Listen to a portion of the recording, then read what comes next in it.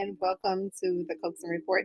This is Terry Coaxum, and I am super delighted to have one of my sisters from another mister, Miss Jocelyn Rainey, join us today to talk about what she's doing, what phenomenal things she's doing over at brooklyn.org.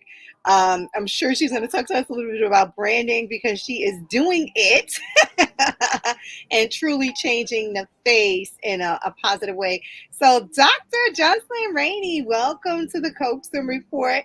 Just want to let you know that folks are listening to us throughout all of the Caribbean. They're listening to us in Southeast Asia, just all over the world. So I just warned my guest. I had a guest on.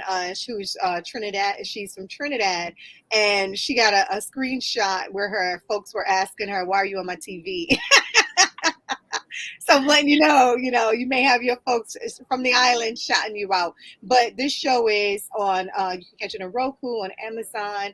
You can download the app at ourtv.network. And most importantly, when we are here on the radio, when we're here on TV, we're also simultaneously on the radio with WSTX Bloomberg. So folks are able to listen to us on the radio. They're able to see us live. So I am super excited to talk to you today about some of the barriers, some of the best practices, and the big ideas that you faced as a business owner, running an organization, as an alum, just all the wonderful things that you're doing. And you just received the Social Impact Award. So we want to talk a little bit about that. But we're going to back it up, and tell me, who is Dr. Jocelyn Rainey? Well, thank you, Dr. Coaxum. Thank you. I am so excited to be here, especially with you. It's always good to be with family and talking about our work. And I am a lifelong Brooklynite. I am the mother of 2 adult sons now and the wife of an amazing husband. I am, also someone who thinks that I have been focused on how do I create space for people who look like me, even long before we had words like, or we talked about, racial justice and structural racism and systemic racism. I understood through my parents that, creating space for Black and Brown people, I understood a long time ago that we don't get the same opportunities. And I think throughout my career, and my career has spanned, nonprofits. I've worked in the for-profit world for quite a while, and then back to nonprofits again. And in all of my work, it's been, how do I create opportunities for us? And how do I also make sure that I'm telling our stories in a way that is bringing other people along? And I understood implicit bias long before we started talking about it. I understood that, when I had a career in human resources, that, watching people who look like me not get hired, and the hiring manager saying, "Oh, she looks like she might have an attitude," or "He's a little too polished for our organization." Right? And so I've always felt like it was my role to, if I sat at any table in any capacity, to bring people along, but also to educate those people that sat at the table with me. So I have started my career in nonprofits, moved into the human resources sector for quite a while, went over to Home Depot and Boar's Head and another food industry giant. And then realized I wanted to be back in the nonprofit world and doing mission-driven work, and was at the Brooklyn Navy Yard for 8 years. Loved that role so much, where I really realized that you could, live your passion in your work. And so I was at the Navy Yard for 8 years, left there as the chief administrative officer, ran another small nonprofit for 2 years, but knew I was going to end up back in Brooklyn. I love Brooklyn. And so when this opportunity came up to run the Brooklyn Community Foundation, which is now Brooklyn.org, which we'll talk about a little bit more, this is my dream job, right? Like the intersection of racial justice, Brooklyn, and philanthropy. these are things that I care about, and I get to do Right. this every single day. So And you are making a social impact. So I want to back up because it's always interesting to me when I talk to my guests and they go, "Oh, I just did this." No, no, no, no, no, no, no, no, no. This is so much. And the good thing about having you on today is that it seems like it's seamless. You made it look so easy and you still continue to make it look so easy. But I want women that look like us and even men that want to have a role in this space to understand that this is a process, right? So you were ready, so you didn't have to get ready. So you went out, you got the skill set, you have the network. Your network is phenomenal. You were able to cross the intersection because you understood the narrative, so you could rewrite the narrative because you understood it, and then you brought people along, like-minded people in the same space, to have that conversation and have impact. And I think exactly. it's really, really important for us to have that conversation because a lot of times people look at where you are and they go, "Oh, she just no, no, no, no, no, no, no." There was a lot of boots on the ground. There was Yep. a lot of kicking in the doors. Just, "Oh, you don't want to have this conversation? I'm going to sit right here." Yep. So I'm not going to go away. You are so, I so appreciate you talking about the importance of networks, right? Like social capital is something that is so important, right? Like so many of us, we don't have that level of social capital that, our white counterparts have. We don't have family members who are working in corporate 500 companies, right? We've been kind of, and me too, right? Like we've been taught to keep our heads down, work really hard, do really well, and That's someone right. is going to pick you out. But that is not That how is it not. works.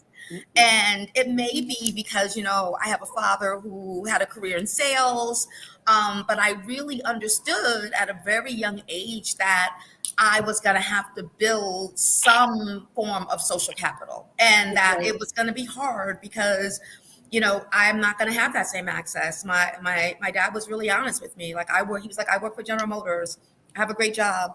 And they don't look at me the way they look at everyone else, right? Like I can't comb my hair like them. My wife doesn't look like their wife. So it's really like building on relationships. So I'm so glad you said that. Like building a network is so important. And we do need to make sure that we are creating space for our young people to build That's networks right. and for other people to build networks because it's not easy for us to get there. And so, and then the other piece is like you said, it's interesting. Like we think that these things come along like luck. Like it's like, oh, somebody just kind of said, oh, she's lucky, or I wonder how she got there. And it is not luck. It is like No, hard being, work. being It's not a bold. social media TikTok version of It life. is Like not. it did not happen that No, way. and people will say that like, oh, how did she get there? Oh, she must have. And you're like, you don't understand what it means. Like you said, it's like being bold, it's being That's right. courageous. It is like not being afraid to literally, like when you're sitting in a position to sit at the table and to ask for what you want, That's right. right? And some people I say, closed mouths don't get fed. That's right. And I will say that every move that I made has been literally me asking and letting people know what I want to do next, not by waiting. And Right. I think that sometimes we weren't taught that way. We were taught to be, Heads down, polite. Yeah, work hard, and yeah. somebody's gonna pick you out. I'm in there. Get a degree, and it's gonna work. And so, And work at a good job. That mean the government. yeah, That mean, I mean, and right, and to get A's and B's, and then you see right. so many of our young people. My dissertation was on the under and unemployment of African American college graduates, and it was because so many of our young people are taught like you just go to college, you're going to get a good job, and then we Right. end up with so many of us not getting those jobs, You and end like up with student debt. That's what you end up with. You at that ex- part. exactly. And so I feel like, it's that every time I have a meet, I talk to college students or high school students, like connect with me on on LinkedIn. Do not be afraid to send me a note. Make the note Right. short. Tell me how Right. you're doing. I mean, literally people have said, oh, I remember that Terry's friend Jocelyn was interested in that. Let me circle back and Right. say, Terry, you think Jocelyn might want to do that? Like, don't we have to be fearless? We have to be fearless in a space where we're not always accepted, and that's That's not right. easy. That's It's right. not And, easy. and that's why I wanted you to kind of pause because your story, your testimony is unique, but at the same time, it's familiar, right? Yep. And so a lot of times, people will look at where you are and what you've done and all the things that you've accomplished, and they just think, okay, she's, somebody looked out. No, sweetie, I No, can tell you without fear of contradiction, that was hard work. thank hard, you. hard work. And when you talk about the young people, one of the things that I did when I was in the Brooklyn District Attorney's office, we started a team called Divas, and what we did was we would take young people and we would train them to be mediators and facilitators. We would go throughout all of Brooklyn and we would let them talk about silence and the violence, whatever Mhm. that they had that was important to them. And then in the background, we would have the social worker, the police officer, the teacher, the trainer, whatever, right? So if something comes out the can, you don't get to put it back in, right? So we had someone there to kind of address the trauma, whatever that was. And it was extremely successful because it was them talking to each other. And the other model that we had at the DA's office of work was called Legal Lives. So we used to go into the fifth grade classroom and talk to the young people. And what I realized in the fifth grade, kind of teeter tottering, like you want to be grown, but you're still a Yes, kid, but you're not sure, but maybe sort of. And so that's the time to get them, right? So I created a nonprofit organization. I'm working on my 501c3 now, and it's called Coaxum Connects Wellness Foundation. The part of it for the adults is that we do the coaching and the training, and we're working out and we're motivating you. But what we're doing with the money is that we're taking fifth graders. We're taking young people from fifth grade to college, and we're paying for it all. The equestrian lessons. We're paying for them to make sure that they have the etiquette. I don't want you to ask me which spoon. I want you to know which spoon and fork to use for what, right? yes, More importantly, at the end of it, when they graduate college, we're going to have jobs ready for them. yes, Because most people believe that once you graduate, it's going to fall in your lap.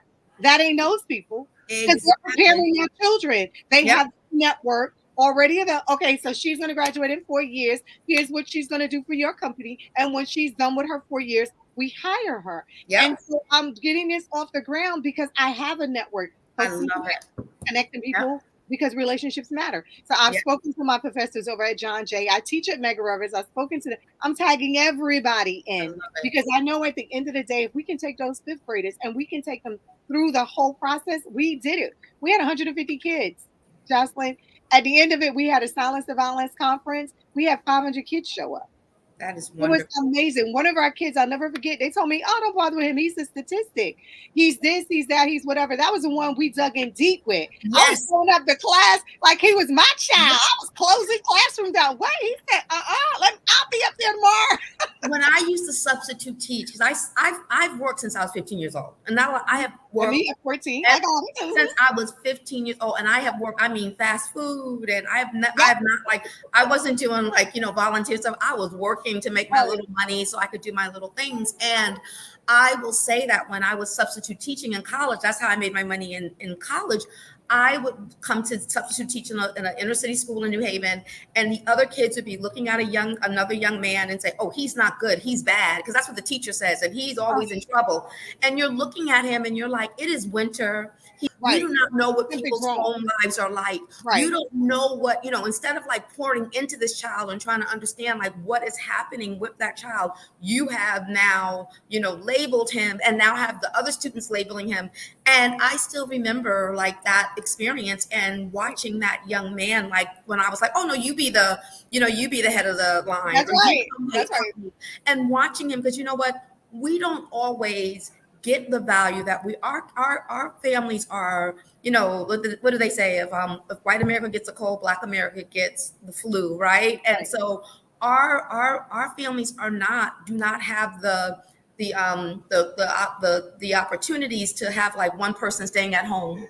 They Right. don't have the opportunities, that they have two working parents making, a professional Right. salary. So you don't know what's going on with those children. So if people are not doing what you're doing, like looking at the young people that are struggling and pouring more into them, then you know what? It's not only about doing good, it's also about you're leaving talent on the table. That's When we're right. not taking care of our young people, we are leaving talent on the On the table, the table. people who could be moving Talent this on the country to table. the T next to the and next T. to the next stage. So Talent on the God table. bless you for thinking about that, because middle school is where we lose these kids. That's right. That's why we're the Bill and Melinda Gates of the hood. We want to take them out in that age group because I understood, like all of those kids, I gave them a charge. I said, every kid that I help, you have to help five others.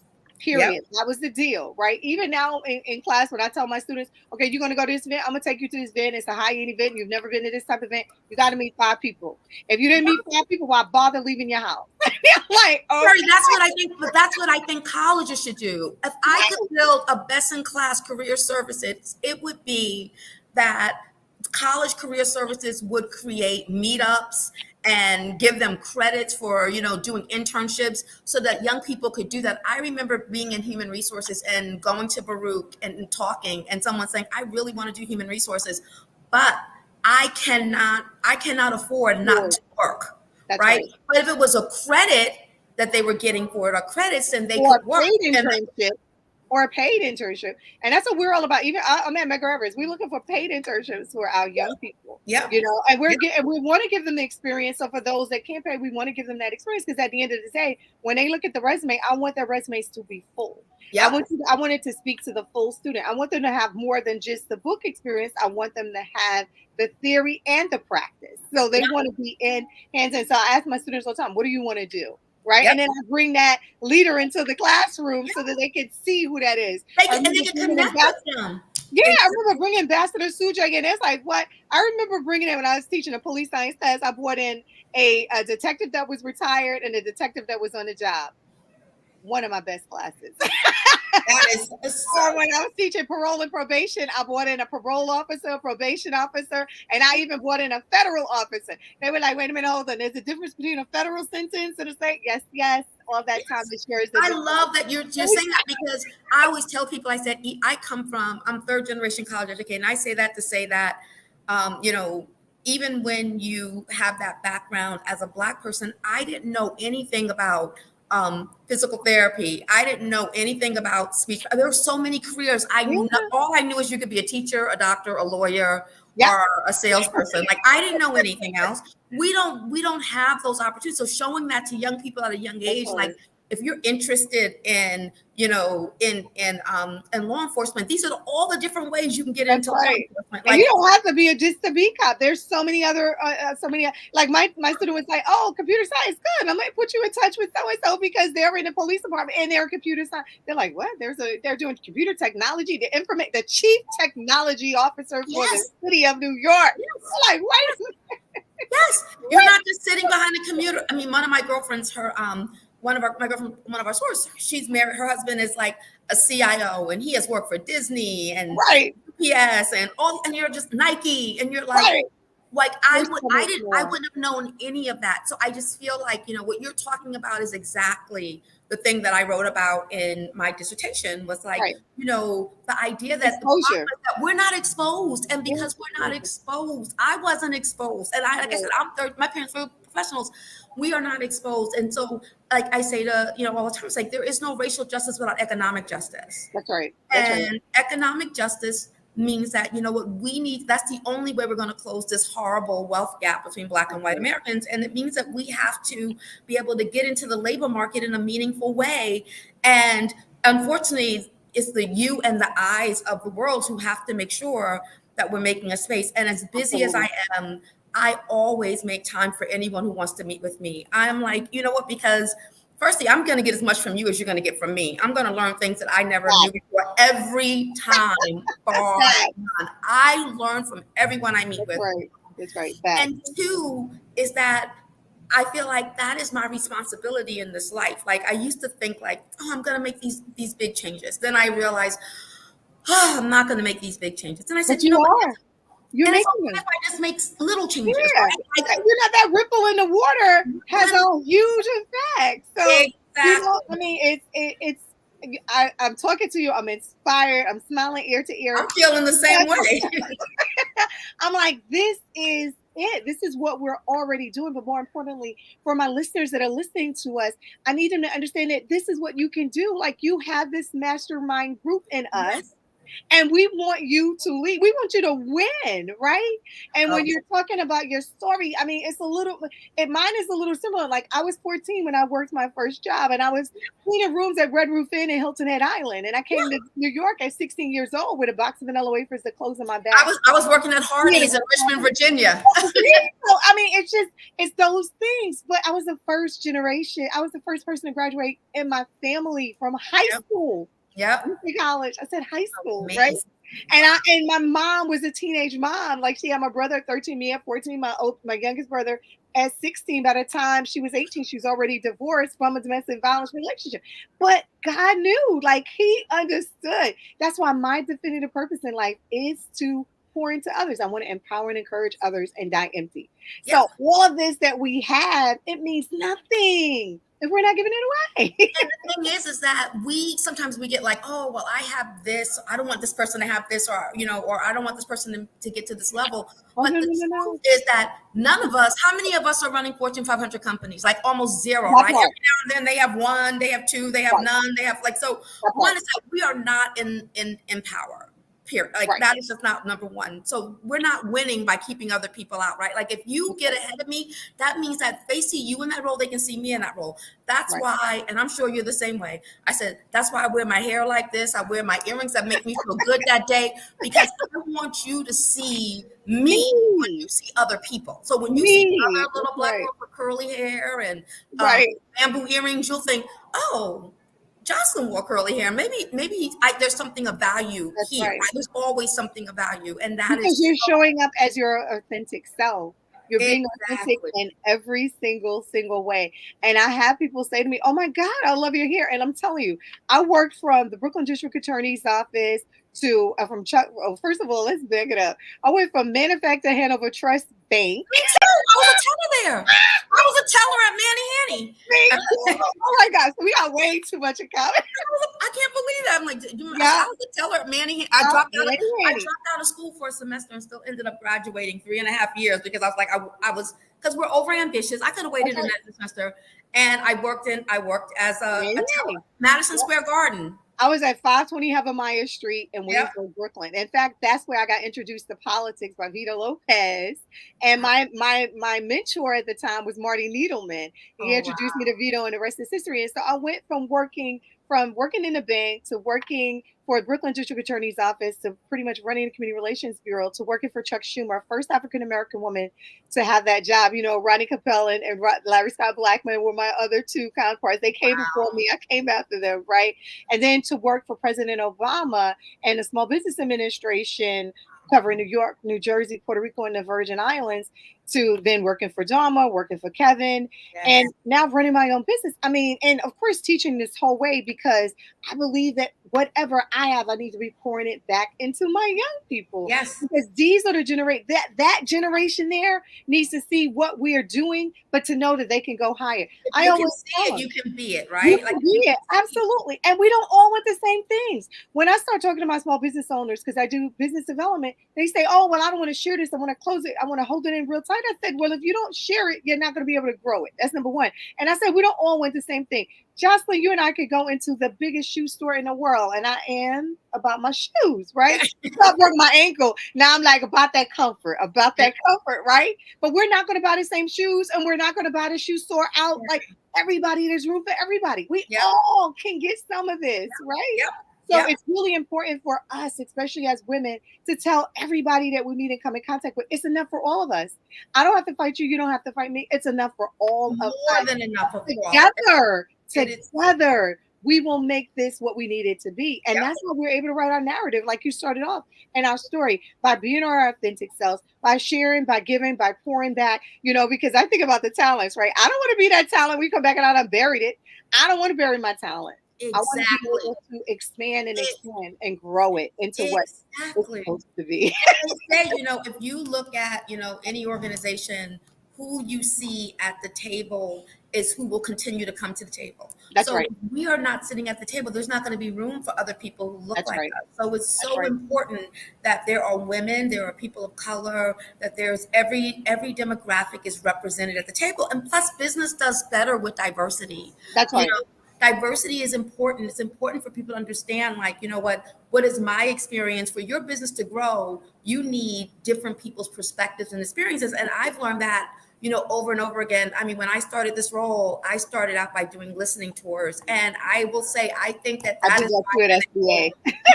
That's why I've been able to move this organization like so quickly, because I listened to people who were actually living what we're talking, not just going on what I think is right. Like I can say, oh, I know Brooklyn. I don't know anything. None of us know, like you said, none of us know everything, right? And so it was really important for me to be able to listen to other people, because their experiences were going to help me to kind of figure out how we shape this organization. And it's the same thing in everything. Like you need different perspectives, and you need to know that you don't know everything. That's right. And I think it's also really important for us to understand when we get in these roles, and it's our responsibility to hire a young person, right? It's our responsibility to hire a young person. And once we do that, we're going to be able to always have a seat at that table. And I love that. You don't know, I got like goosebumps here. I'm talking to you because I'm like, wow, it's super amazing, right? I knew it was going to be great. It makes me feel, just even hearing about, your experience as a young person and working. And I was the same way, like, we had completely different backgrounds, but I struggled through a lot of instability. And I tell people, I realize that instability in any area of your life makes you unstable everywhere else. And so absolutely. So I know we were talking away, but we're going to take a quick commercial break, and we'll be right back. Thank you so much, Jocelyn. Thank you. You're welcome. I used to watch BET, MTV, VH1, now I watch Tempo. Soca, Calypso, Reggae Dance Hall. Don't stall, better get tuned in to the tempo. Don't have cable, they got an app. Go to your app store, download that. Whether it's tourism, cuisine, or the social scenes, if it ain't Tempo, it's a rap. Who got the Caribbean views? Tempo. It's the latest in Caribbean news. Tempo. You tryna cook Caribbean food? Tempo. You know they got the music videos too. Tempo. Who got the Caribbean views? Tempo. It's the latest in Caribbean news. Tempo. You tryna cook Caribbean food? Tempo. You know they got the music videos too. Tempo. ATL runs on V Plus Energy. We love our home and our people. We at V Plus made it our mission to provide healthy energy to our city, so that's what we did, and you all love it. 5 fruits, 5 vegetables, 5 vitamins, it's healthy, tasty energy. But don't just take my word. Listen for yourself.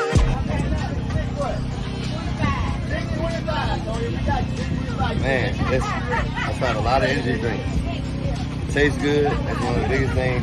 Refreshing, and it's not too strong. So I like it, man. People, it's Alexander Aperture, the Commercial King, and check this out, man. We're here with V Plus Energy. Look, you try to get your energy up. You out here at a competition like this, man. Field day. You're gonna need something to get a little extra kick. Make sure you get that V Plus Energy. Hey, what's up? It's Slade Johnson Russian, and we are checking in with the V Plus Energy drink. This drink is amazing. I love that it don't give you the jitters. Tried it, so check it out. The drink is very good. I like the peach flavor. And so far, I'm trying to see if the energy kicks in.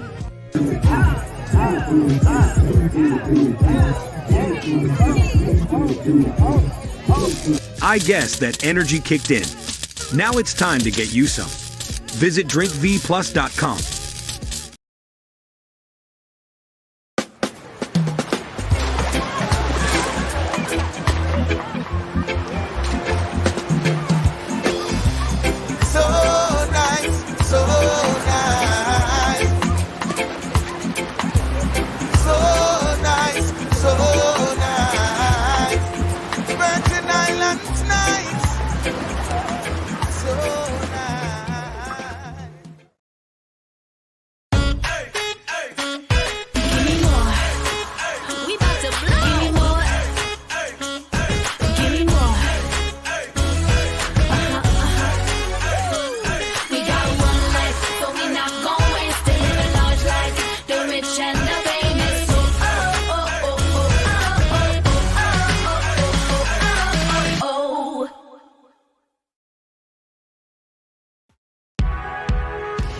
taking a little vacation on the west end of St. Croix, visiting a seaside restaurant called the Beachside Cafe here at Sandcastles on the Beach.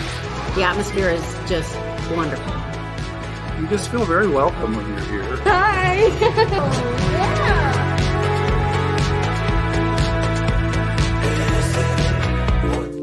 I'd like to introduce Chris and Ted, who are the owners of Beachside Cafe and also Sandcastles on the Beach. This is amazing! Thank you. Sandcastle on the Beach is quiet and friendly, relaxing. I often entertain guests, and this is the one place I always try to bring people. Tell us a little bit about the hotel. Well, the hotel is a 25-room hotel. We have 10 different room types within that. We also have, of course, our greatest asset, the ocean out there, which our side of the island is very calm typically.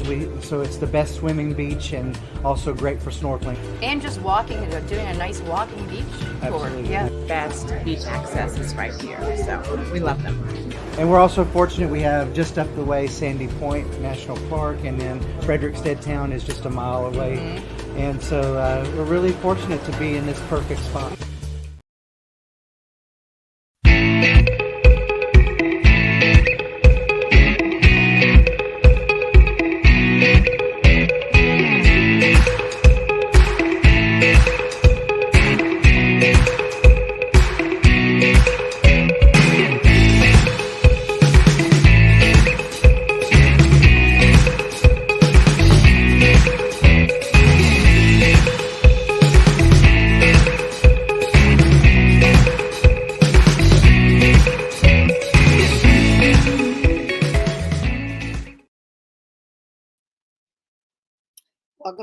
Welcome back to the Coaxum Report. This is Terry Coaxum, and I'm on right now with my soror, the super amazing Dr. Jocelyn Rainey, and we've been having some really good dialogue around just everything. We started off thinking about the barriers, best practices, and big ideas. But we've been really sharing a lot of best practices and big ideas, which is what I really like to talk about in this show, Jocelyn, and then ending with solutions. But it's like we're putting our minds together and creating a whole synergy that is just like taking it to the whole nother level. And I'm just so super excited to have you on. We talked a little bit about creating opportunities. We talked about, basically meeting the needs. We talked about our young people and what we can do to empower and encourage them to not just to see them, but to be there, to strengthen them, to move them on, to pay them for their service, right? To help validate what they're feeling, but more importantly, to share our experiences with them so they're able to grow into the dynamic individuals that we know that they can be. And then we also talked about just so much. We talked about business, and I do want to go back and talk a little bit more about that, especially when we talked about capital, right? We look at, different spaces that we play in. And one thing about what you're doing now at Brooklyn Org, the philanthropic, when you say that to a young person, they're like, what's that? Like, that's super exciting to me because you're able to share with them a vision that they may not even be exposed to unless they come into you. And then the other part about it is you're not afraid to sit down and have a conversation and to share and you know that when you do that, you're getting much more from that experience, even from the person that you're having that conversation. And so just knowing that you're open, that first of all, that you're super educated, that you're super experienced, that you're a mom, a wife, an educator. I mean, it's just, I'm here for it. Looking in the mirror. I really, really, really am here for it. And I want to talk a little bit, I want to back up because we did talk a lot about our young people, and there's some great things that I know that we're going to be able to do together.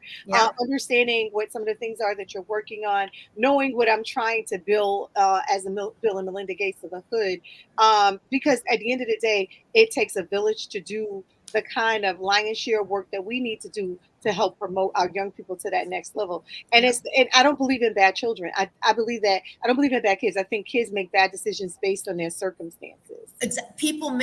When I worked in, the organization I ran before I came here was an organization focused on young men between the ages of 14 and 25 who were formerly incarcerated.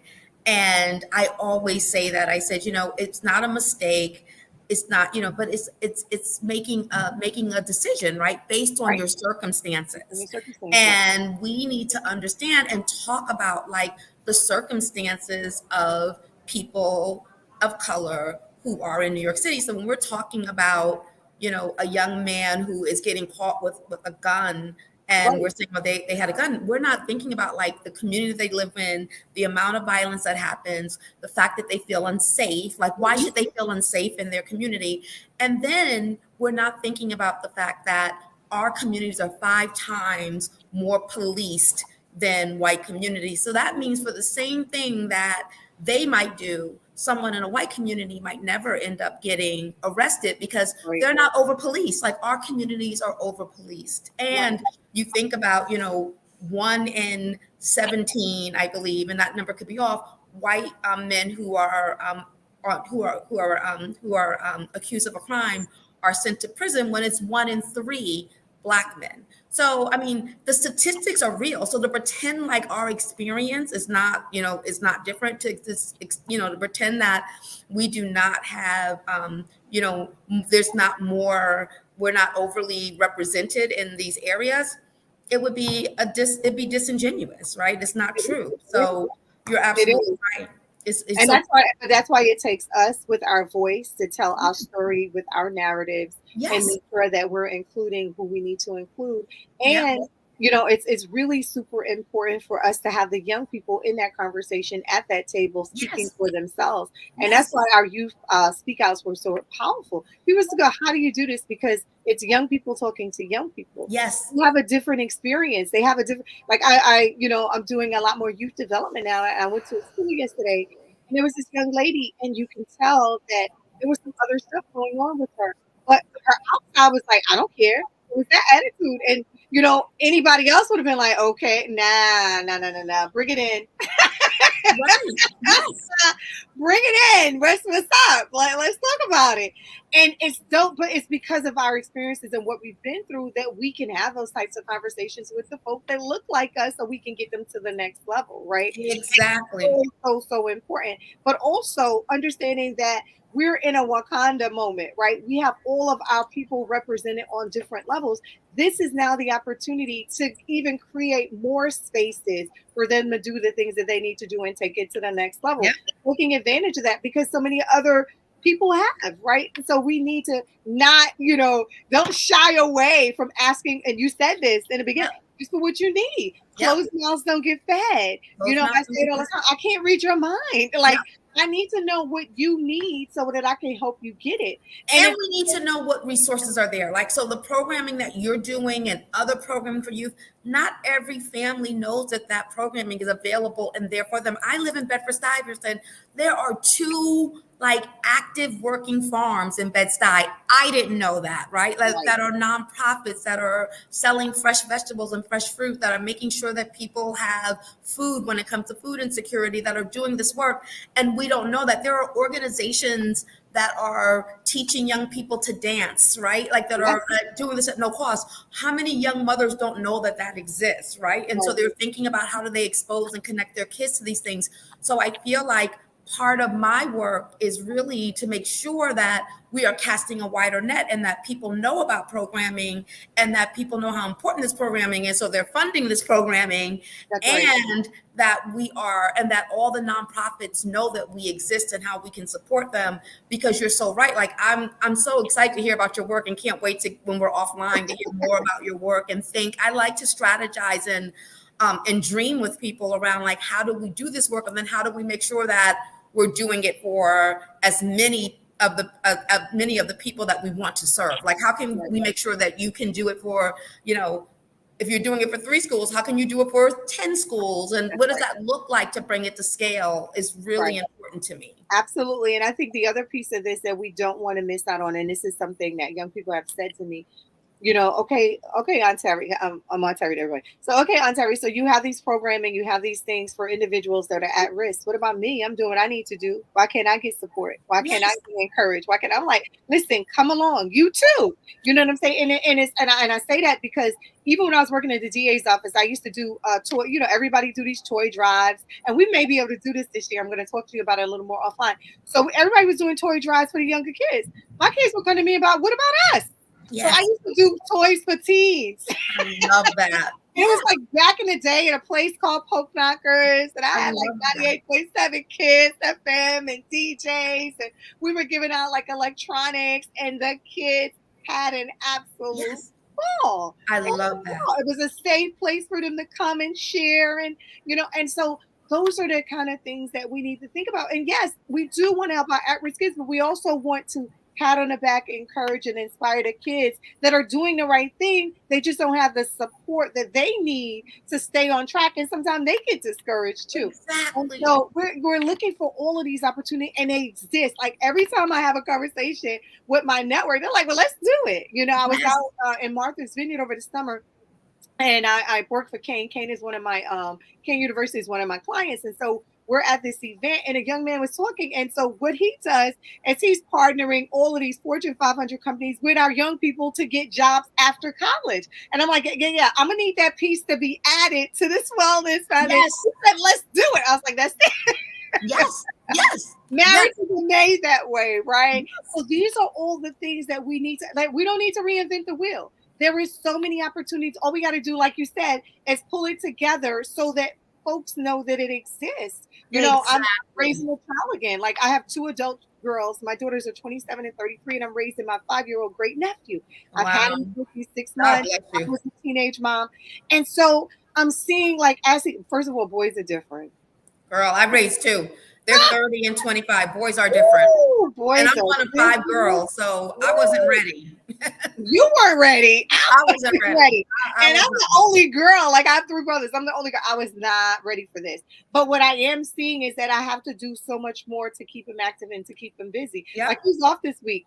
I don't believe in slime. My kids can bring slime in the house. They can bring Play-Doh in the house. Guess what he's doing right now? He's having a slime party with grandma. Yeah. Because that's how that day happens on that, because it's giving him things that he can do that's positive. I don't want you in front of the screen 24 hours a day, 7 days a week. I don't want either the TV or the tablet raising him, right? You have to protect him too, right? Because when people see our boys after the 3rd grade, they start to see Black men and they treat them like men instead of boys. That's so right. We have to be hyper vigilant in protecting our children's childhood. That's and right. we have to keep them safe, right? So we have these double things as mothers of Black boys, is that one is that you have to worry about what's going on in school, that they're treating them like a man, they're calling you up, they're saying all these things, and you're realizing that they're not treating your child like a child. And then you have to worry about what's happening on the streets every day, as far as, people in the community see them as targets, and you have the police that see them as targets. So it is not an easy feat to raise Black men. So and then you ran a foundation. Listen, good for you for doing it, and it's hard. It's like, so I am here for you. When you said the incarcerated, you said what is 7? What was the ages between 17 and what? Between 14 and 24. That is hard. That is hard. We started a program called Calm Alert with the Brooklyn District Attorney's Office. We started that program because D.A. Hines went over to Boston and saw that they had something called the Boston Plan. He thought he could bring it to Brooklyn. Yeah. So when we came to Brooklyn, what we tried to do, because we 100 fly houses on 1 July, we had like 8 people shot during a family day. And he was like, oh, no, you got to knock it off. And all of them were under the 18, shot by someone under the age of 18. And he was like, no, we got to knock this off. Boston is doing it. They have these peer mentors on the street. They have this great program called the Boston Plan. The community is involved. Let's do it in Brooklyn. So we got Catholic Charities and a whole bunch of other groups to come involved. And we had this event, and we realized we can't make you come here. Only probation and parolees showed up, because the other young people that was on the street that was doing whatever they were doing, we couldn't make them come. And so we realized we had a bigger problem. Probationers and parolees, there was this revolving door because they had to wait 90 days to apply for service. What did you think they were going to do? And they don't have ID. Right. When they get out, they come out without ID.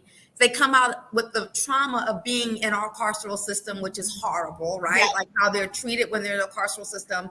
They come out without being able to work, and you're trying to put them into situations and places that are difficult, and they're coming back home to families that are like trying to bring them in as families do and incorporate them as though they haven't been through the trauma that they've been through.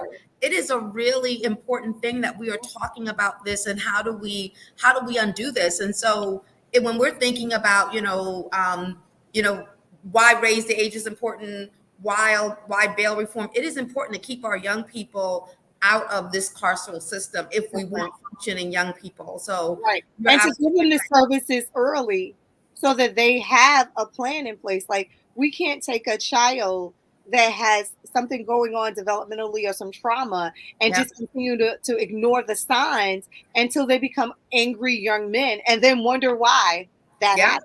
And why that happened. So we have to really, like you said, we have to really be vigilant, but also our young women, because I'm seeing a lot of that. And even when I was in a DA's office, I was seeing a lot more of it, but it's because of the trauma that they've experienced.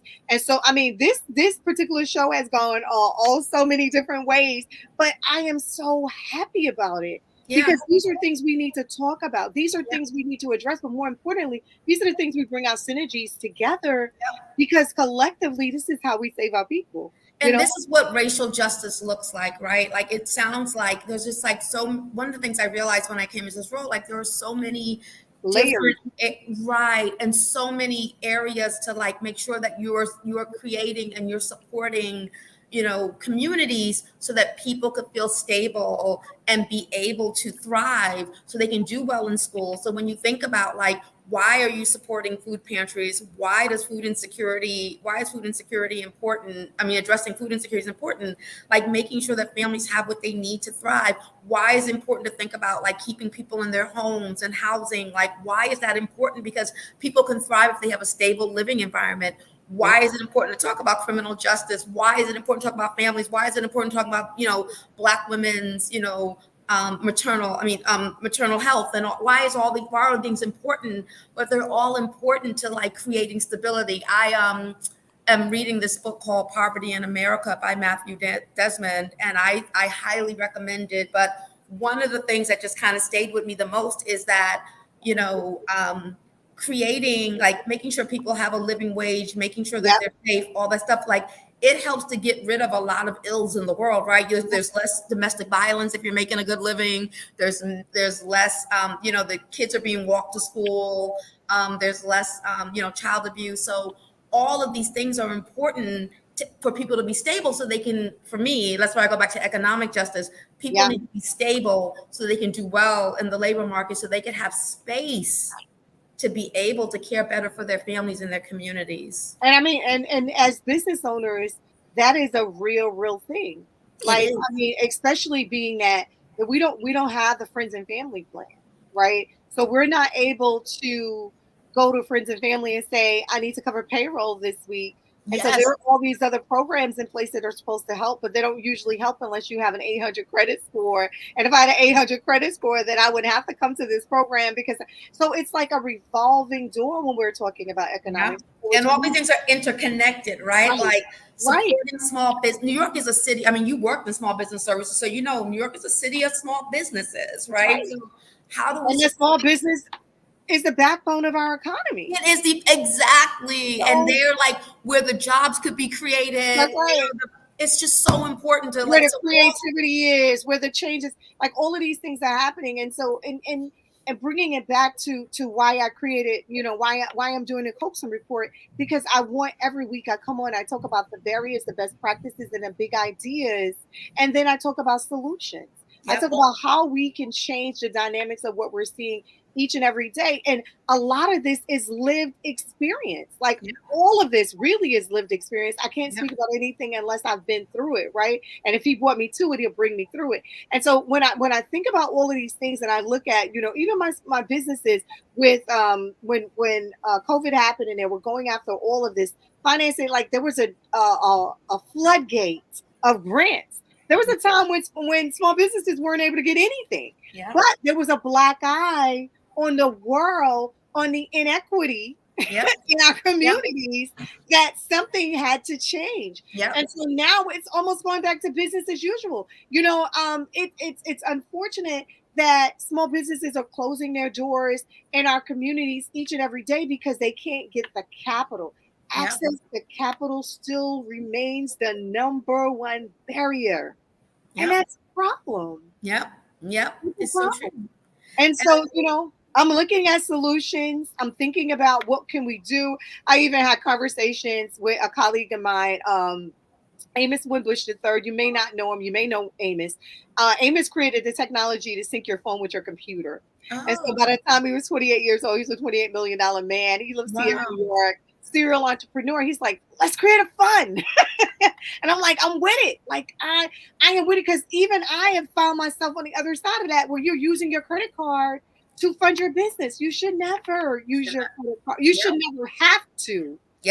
Use your credit card because the interest rate on that is ridiculous. Exactly. But what do you do when you find yourself in that space? And it's like, that's where I come on each week trying to show my business. Okay, these are the things that you can do to get yourself. And I tell them, get ready. So, be ready so you don't have to get ready. Yep. You got to have a plan because if you don't work your plan will work you, right? Exactly. If you're not at the table, you're on the menu. It's not that the decisions aren't being made. You're just not at the table to make the decision. So when you were talking about being in the room and making sure that your narrative is written in your way and your story, it's really important in this economy, especially in this economy. Because if you can't eat, I can't read, I can't sit down, I'm not going to be able to do any of those things. You can't do any of it. And what you're saying when you think about, this work, someone asked me recently, like, what is the issue like post-COVID? Firstly, just because the mask came off does not mean that COVID is not still wreaking havoc in our communities. It is absolutely. And, that is just something that we have to know. But I think that what I said is that, hey, this astronomical cost of living is really impacting people. And so I just really want people to know that, what we need to do is we need to invest in organizations that are doing the work like yours, right? Like we need to invest in those organizations that are doing the work. We need to invest in them in a large way. We need to invest in foundations like mine that are able to get to the smaller organizations and make sure that they have what they have. But you can also invest directly into nonprofits that are doing the work, because we need to make sure that people are continuing to do this work, even when the economy is where it is. And so many people are leaving these important jobs that are really helping to keep people safe because they're not getting paid. And we need the real talent. So, nonprofit does not mean that these small organizations don't need people who need to be paid. So I have some ideas on small businesses. I know we're getting close to the end, but we should continue to talk. Oh, absolutely. Oh, you're coming back. Oh, don't worry. Because you have to come back. Like there has to be a follow-up to this. Because again, it's all about solutions. And so, because we talked about a lot today, right? So we started out talking about your journey and how some people can really look at everything that you've done and just scoop it up into one pile and say, okay, this is what she said. No, I want them to pause. I want them to take it all in, because this is a journey that most of us take down this road to get to where we are. But then when you get here, you never forget that you're going to be bringing people here and there and up and down to make sure that they're getting what they need, because that is what we're supposed to do in life, right? So we talked about that. Then we talked about our young people, which we found out we're both very much passionate about, and all the things that we can do to change our community through our young people. I remember having a conversation with Adelaide Sanford, and there was some things going on around us. We were sitting on a panel, folks, black men were black and white men were on the stage telling us Black women how we should do X, Y, and Z. And I looked at her and I said, how do we change this dynamic? She said, you start with the children. You start with the children. And so it's always something that's really, really been inside of me. It's the children. Teach the children. And if you train up a child, I mean, it's all there for us to do. So we talked about that. Then we went on to talk about those that are incarcerated and the racism, the systemic racism, and all of these things that keep us in a place that we're not able to grow and to build and to be who we need to be. And then we talked about, then we went into our business, the backbone of our economy, the small business, the backbone of our economy, and just some things that we need to do to sustain them. Because economically, if they're able to make a living wage, they're able to purchase, to pay for housing and to buy nutritious foods and to do things that they need to do to stay healthy and stay clean and stay above, right? And so these are all wonderful and dynamic things that we know we're already doing, and we're encouraging others. But more importantly, anybody that's listening to our show today is able to say, wow, I can do this. There's hope. Like there's some solutions, because Dr. Jocelyn Rainey said, and there are, that I can get to that next level. And I know that's really, really important. So I know we're almost at the end, but I want you to leave me with a thought. What is it that you'd like to leave with the listening audience? Because they're all around the world. They're listening to us. They know some of your story, but what would you like to leave with them today? I think the one thing that, as I think through, we talked about so many different things, because there's just so many different areas that are important to getting us to where we need to be as a country, as a world. I mean, all around. But I would say that the only thing I would like to leave you with is be passionate about something. And if you're passionate about something, whatever it is you're passionate about, think about how you can support that thing. And, philanthropy is power. And philanthropy doesn't mean that you have to, have $1 million. It could be just giving of your time. So whatever you're passionate about, whether it be children, incarceration, housing, food, and whatever it is you're passionate about, I just implore you to go out there and look for some organization in your area that's doing that work and figure out how you can support that organization. We don't have to reinvent the wheel. There are people doing the work and doing it well. So whether it be that you can advocate for them, file for them one day a week, to answer a call, do something. And I will tell you the joy that it will bring to you to know that you are moving the needle. You are moving the needle. And so, please just think about something that you care deeply about and think about how you get involved. You can always reach me at brooklyn.org. And on our website for Brooklyn folks, you will see the different issue areas, and you'll be able to find all the nonprofits that we support and some that we don't, that do work. And so I just say, just find something that you care about in your community, and know that philanthropy is not only for the rich. That's why I wanted to be in philanthropy. Philanthropy is so much more. Thank you for being on the show. I look forward to doing this good work with you. And thanks for being on the Coaxum Report. Have a good one. Happy holidays. Happy holidays. Enjoy. Bye-bye. Bye.